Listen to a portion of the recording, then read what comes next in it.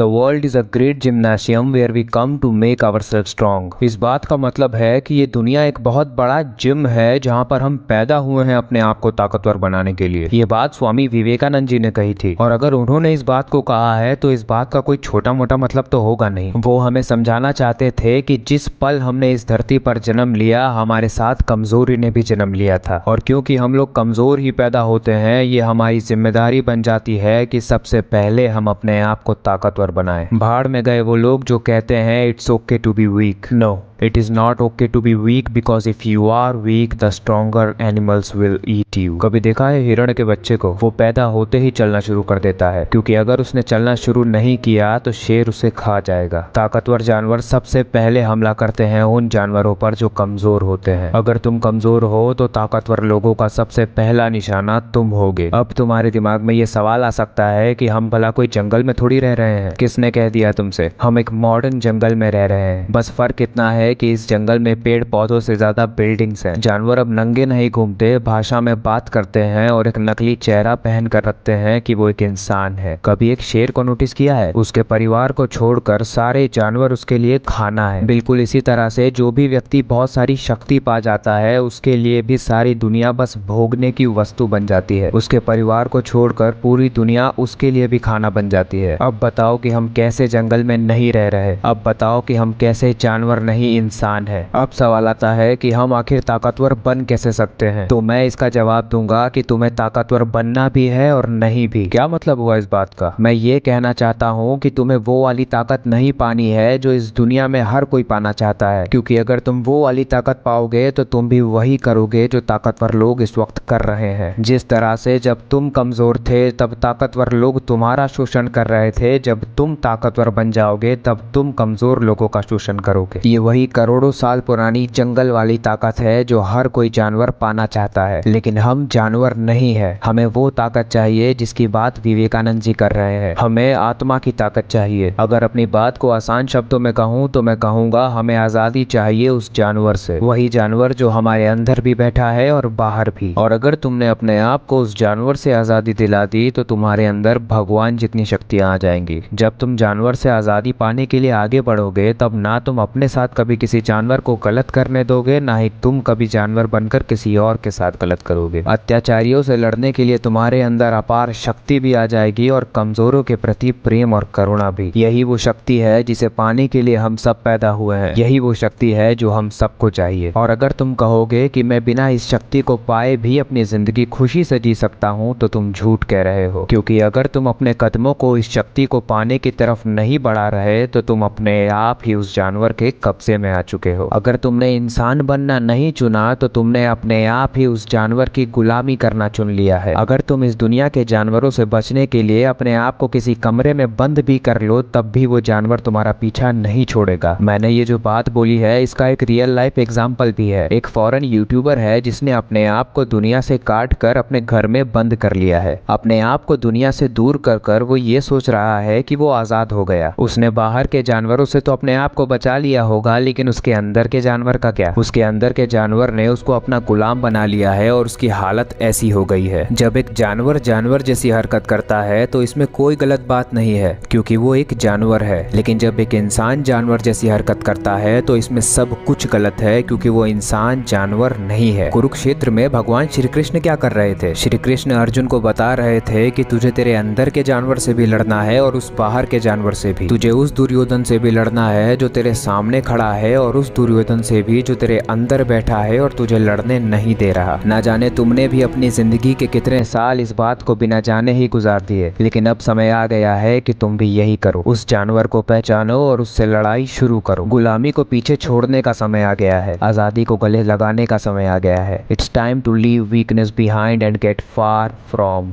Week.